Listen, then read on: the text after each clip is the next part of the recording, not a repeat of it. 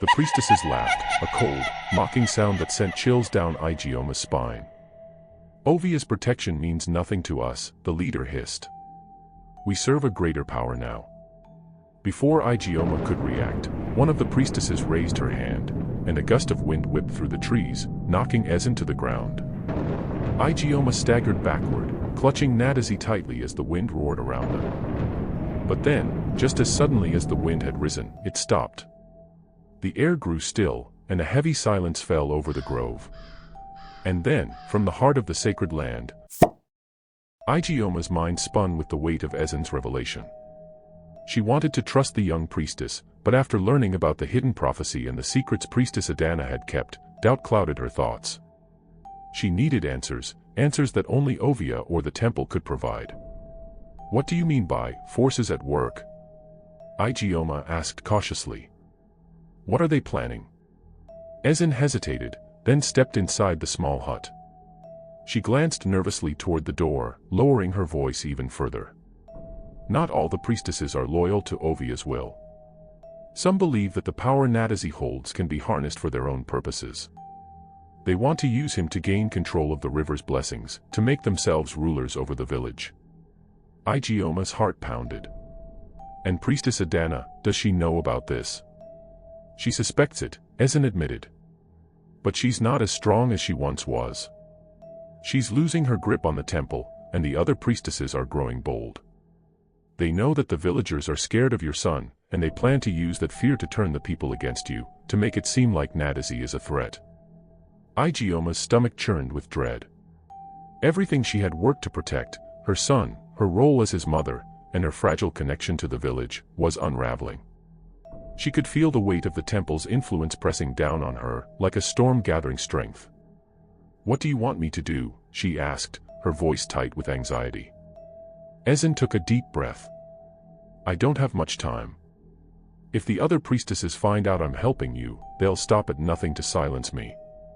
But I believe that if you can bring Nadazi to the sacred grove, the heart of Ovia's power, you'll be able to commune with the river god more clearly. Ovia will protect you and guide you through this trial. It's the only way to ensure your son's future. Ijeoma's gaze flicked to Nadazi, who lay peacefully asleep on a mat in the corner of the room. The thought of taking him deeper into the sacred lands filled her with fear, but she knew there was no other choice. The temple was no longer a safe place, and the village was becoming more dangerous by the day. When should we go? Ijeoma asked, her voice steady despite the storm inside her. Ezen glanced out the window at the fading sunlight. Tonight. When the moon is high. We'll leave under the cover of darkness. The sacred grove is not far, but we must move quickly and avoid the temple's gaze. Ijeoma nodded, determination filling her heart. I'll be ready. As the village settled into the quiet of the night, Ijeoma prepared for the journey to the sacred grove. She packed only the essentials, water, a few herbs for protection, and a cloth to wrap Nadazi in. Her mind was racing, but her heart was focused on one thing, protecting her son. When the moon had risen high in the sky, casting a pale glow over the river, Ezen returned to Ijeoma's hut. She wore a simple cloak to disguise herself, and her eyes were sharp with urgency. Are you ready? She asked quietly. Ijeoma nodded, gently lifting Nadazi from his sleeping mat and wrapping him securely in a cloth on her back. The child stirred but did not wake, his small body warm against her. Together, they slipped into the night, moving silently through the narrow paths of the village. The only sounds were the soft rustling of the trees and the distant murmur of the river. Ijeoma's heart raced with each step, but she trusted Ezen to guide them safely. As they approached the outskirts of the village, Ijeoma felt a shift in the air. The trees grew taller, their branches thick with leaves, and the earth beneath their feet seemed to pulse with life. This was the edge of Ovia's domain, the sacred lands where the river god's power was strongest. We're almost there, Ezen whispered, her voice barely audible. The grove is just beyond that ridge. But before they could reach the ridge, a sudden movement in the shadows caught Ijeoma's attention. She froze, her eyes scanning the darkness. What is it? Ezen whispered, following Ijeoma's gaze. There, in the shadows of the trees, stood a figure. At first, Ijeoma thought it might be a villager or a fisherman returning late from the river. But as the figure stepped forward, the moonlight revealed a familiar face. It was one of the priestesses from the temple. Ezen gasped in shock. No, it's them. Without warning, 3 more priestesses emerged from the darkness, surrounding Ijeoma and Ezen. Their faces were cold, their eyes gleaming with something dark and dangerous. You thought you could run, one of them sneered, stepping closer. The child belongs to the temple. You cannot keep him from us. Fear surged through Ijeoma's chest, but she stood her ground, clutching Nadazi protectively. I will not let you take him. The leader of the group smiled cruelly. You are no match for us, corper. You are meddling in things you do not understand. Ezen stepped forward, her eyes blazing with defiance. Leave her alone. Ovia will protect her. You cannot defy the river god. The priestesses laughed, a cold, mocking sound that sent chills down Ijeoma's spine. Ovia's protection means nothing to us, the leader hissed. We serve a greater power now. Before Ijeoma could react, one of the priestesses raised her hand, and a gust of wind whipped through the trees, knocking Ezen to the ground. Ijeoma staggered backward, clutching Nadazi tightly as the wind roared around them. But then, just as suddenly as the wind had risen, it stopped. The air grew still, and a heavy silence fell over the grove. And then, from the heart of the sacred land, a deep, resonant voice echoed through the night, a voice Ijeoma recognized at once. Ovia, she whispered, her heart pounding. The priestesses froze, their eyes wide with fear. The ground beneath them began to tremble, and the river's waters roared in the distance, rising and falling with a rhythm that seemed to shake the very earth. You dare defy me? Ovia's voice thundered, filled with power and anger. The child is under my protection. You will not harm him. The priestesses fell to their knees, their faces pale with terror. Forgive us, great Ovia, the leader stammered, her voice shaking. But Ovia's voice cut her off. Leave this place, or face my wrath. Without another word, the priestesses scrambled to their feet and fled into the darkness, their cloaks billowing behind them as they disappeared into the trees. Ijeoma stood frozen, her heart racing as the power of Ovia's presence lingered in the air. She could feel the river god watching them, his protective gaze resting on her and Nadazi. Thank you, she whispered, her voice trembling with relief. Ezen slowly stood, her eyes wide with awe. You did it, she whispered. Ovia saved us. Ijeoma nodded, her breath still coming in short gasps. But as the fear began to fade, a new realization settled over her. The battle was far from over. As the first rays of dawn began to break through the canopy of trees, Ijeoma and Ezen finally reached the sacred grove. The air was thick with the scent of damp earth and fresh leaves, and the soft glow of the morning sun bathed the clearing in a golden light. The grove was a place of ancient power. Towering trees encircled the space, their roots twisting and intertwining like the veins of the land itself. At the center of the grove was a small, bubbling spring, a source of life and power that flowed directly from the heart of the river. Ijeoma felt the energy of the place wash over her, filling her with a sense of calm and purpose. She knelt by the spring, gently lowering Nadazi onto the soft grass. The child stirred, his eyes fluttering open as he gazed up at his mother. Here, Ezen whispered, gesturing to the spring. This is where you will commune with Ovia. The water is sacred, it will help you understand the path ahead. Ijeoma nodded, her heart pounding with anticipation. She cupped her hands in the cool water, letting it trickle over her fingers before gently pouring it over Nadazi's head. The child giggled softly, his eyes shining with delight as the water touched him. But then, as the last drops of water fell, something extraordinary happened. The spring began to glow, a soft, radiant light that seemed to pulse with life. The air around them shimmered, and the sound of the river filled the grove, even though they were miles away from the water's edge. Ijeoma gasped, her eyes wide with wonder. What's happening? Ezen stepped back, her voice hushed with awe. Ovia is with us. And then, from the glowing water, a figure began to emerge. It was tall and shimmering, formed of water and light, with the unmistakable presence of power. The figure's face was serene yet commanding, its form both fluid and solid at the same time. Ijeoma recognized it immediately. The river god, Ovia, had come to them. The air in the grove became thick with magic. Nadazi, still on the ground, reached out his tiny hand toward the figure, as though instinctively knowing who it was. The god gazed down at the child, its expression softening with an almost paternal affection. Ijeoma. Ovia's voice echoed through the grove, deep and resonant, like the flowing of a mighty river. You have fulfilled the prophecy. Ijeoma knelt before the river god, her heart trembling with a mixture of awe and fear. Great Ovia, she whispered, her voice shaking. What is to become of my son? And what of the villagers who fear him? Ovia's eyes glistened with a divine light as he spoke. Your son, Nadazi, is no ordinary child. He carries the power of the river within him, the strength of the waters that sustain this land, the life that flows through the village. His destiny is intertwined with the fate of all who live here. Ijeoma's heart swelled with a mother's pride, but her mind was filled with questions. But the people, they fear him. Some of the priestesses seek to control him. What can I do to protect him?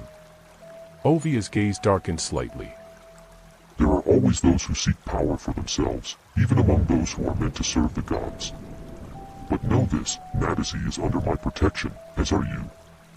The priestesses who plot against you have lost their way, blinded by ambition. They will answer to me. A sense of relief washed over Ijeoma, but Ovia's words also carried a warning.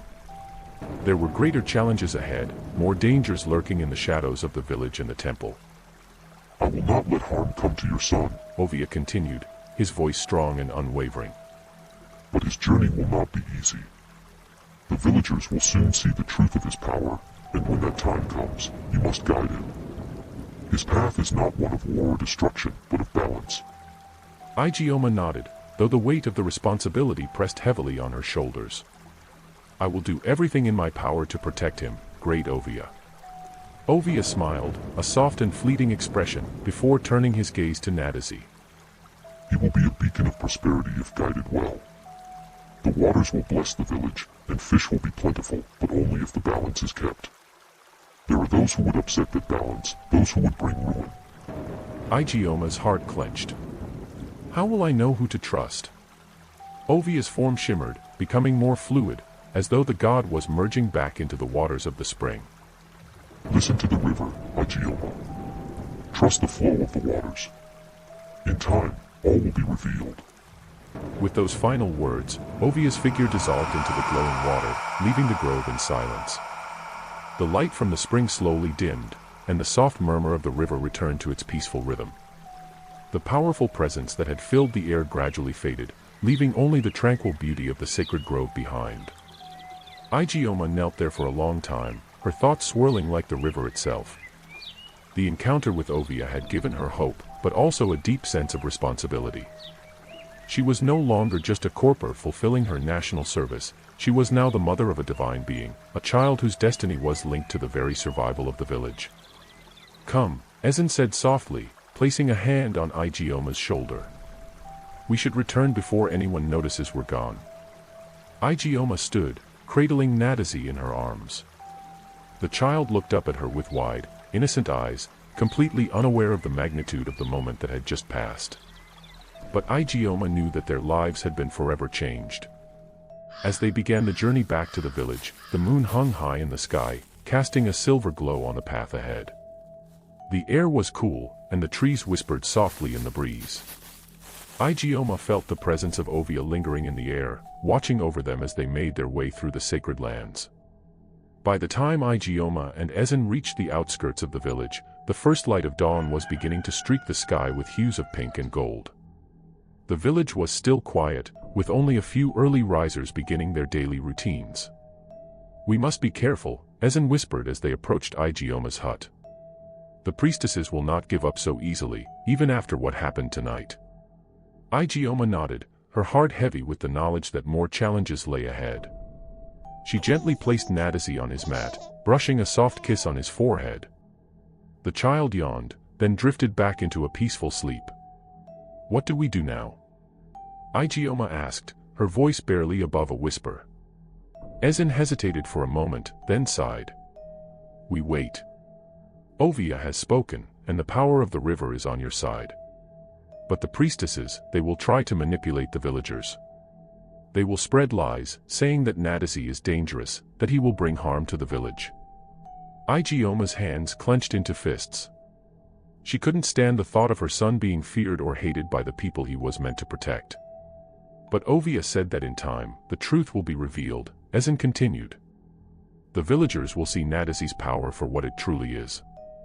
You must be patient and strong. The balance will return. As the sun began to rise, casting warm light over the village, Ijeoma felt a sense of renewed strength. She knew that the road ahead would be filled with trials, but she was ready to face them. For her son. For the village.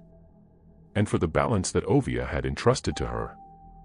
The days that followed were tense. The whispers began almost immediately after Ijeoma's return from the sacred grove. The villagers, always wary of the power of the river god, were now openly suspicious of Nadisi. The fear that had been planted by the priestesses began to take root, spreading like wildfire through the village.